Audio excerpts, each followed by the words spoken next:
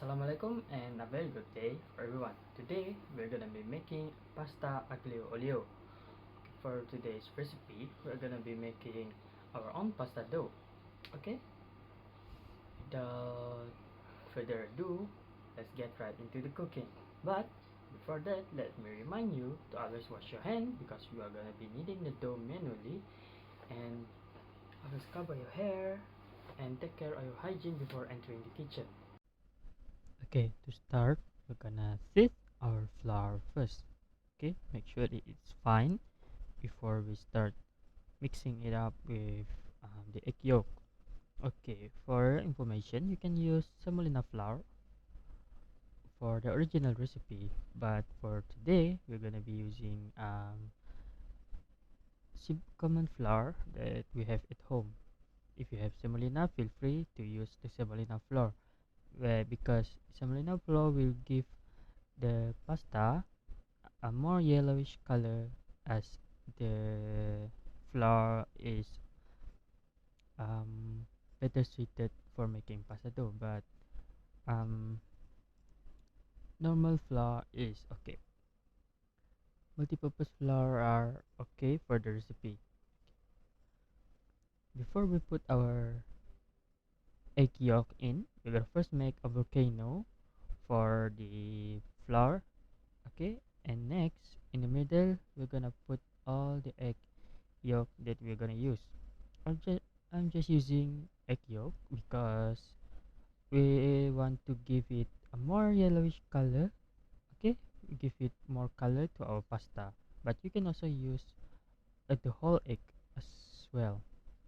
Okay, first of all, just mix it all up evenly. Mix it all. Make sure to mind the texture of the pasta dough. If it's not too if it has not sticky enough, or it is too sticky, you can put more flour on it, and if it is too dry, you can add more egg into it. Okay, just make sure that the texture is nice. And okay, after that, we're gonna put it into the freezer for 30 minutes. Okay, for 30 minutes we put it into the freezer before we roll it with rolling pin. Okay, after 30 minutes, we're gonna take it out of the freezer and we're gonna start flattening it.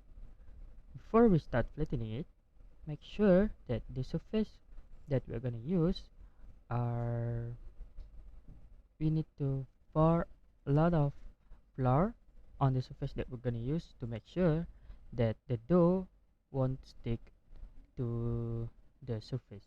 Okay, make sure that the rolling pin, your hand, make sure everything is covered with flour before we start flattening the dough itself. Okay, make sure to flatten it onto a thickness that is suitable to be made for our pasta. Okay, make sure it is thin enough, but quite not too thin that it will break. Okay, and next, after we have achieved our desired thickness, we're gonna cut it into a rectangular shape. This is to be done so that our pasta will have a consistent shape and length throughout when we cut it later. Okay,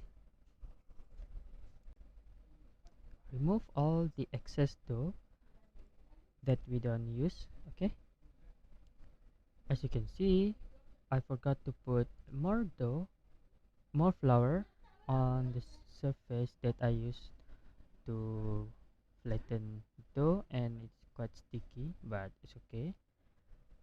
And next, just we gonna roll it all.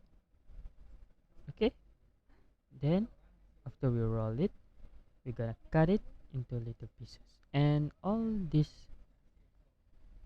will become a single thread of our pasta. Okay, if you want it thick, you can cut it bigger. If you want it a thinner pasta, you can cut it smaller.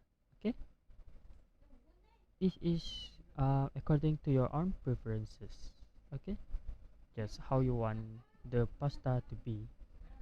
After we cut it, we're gonna spread it all, and we're gonna see how it is turned into a good pasta. Okay,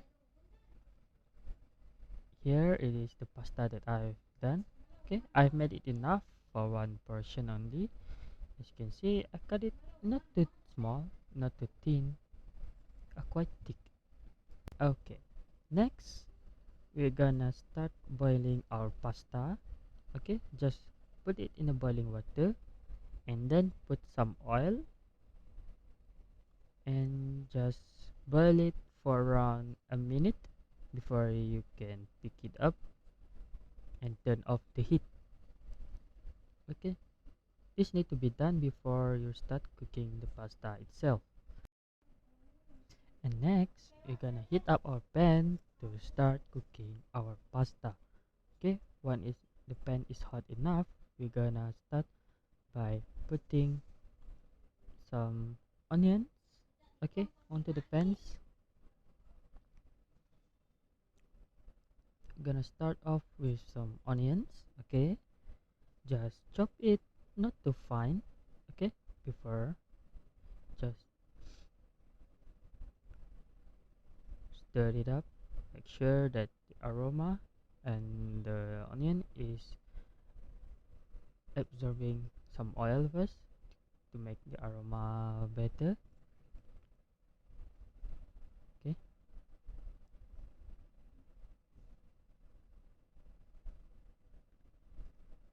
make sure that it is the temperature is not too high, and control the fire of your pan to make sure that everything is not burned.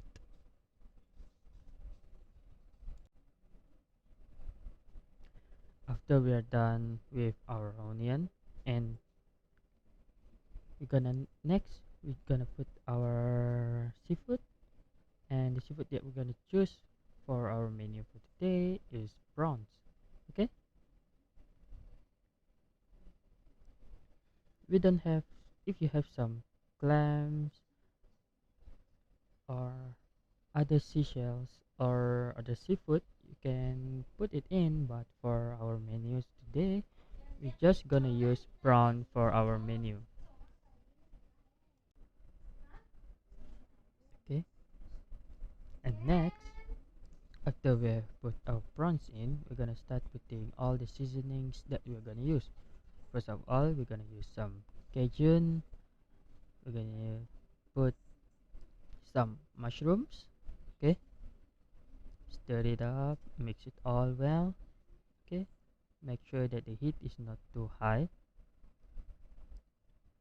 as we don't want everything to be burned. Okay, temperature is essential in cooking. Make sure that the heat is at least medium so that you can control it easier. Okay,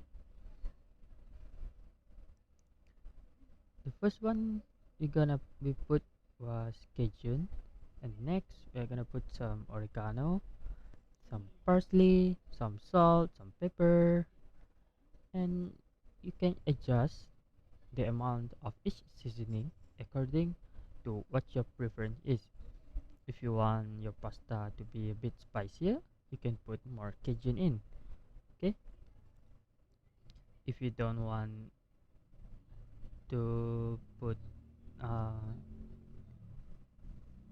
too much Cajun, you can just put salt and pepper and some oregano, some parsley into it. Okay, and for the final ingredient, we're gonna put our pasta in. We put the pasta as the last one in our menu because as we have already boiled it, so it is semi cooked. Okay, it is half cooked, so it's gonna take just a little time left for it to be cooked fully. after we have done after all of it is done, we can put some pasta water. Okay, pasta water is the water that we use to boil the pasta with. Just mix it all up and we are done. After we have done cooking the pasta, we can move on to plating our pasta to on the plate. Okay, okay. As for pasta, the technique that we often use is spiral. Okay, where when you put it with the tongs, you kind of twist it a little bit to make sure that the pasta look like it is into a swirl. And here is what our finished pasta will look like. Enjoy your cooking.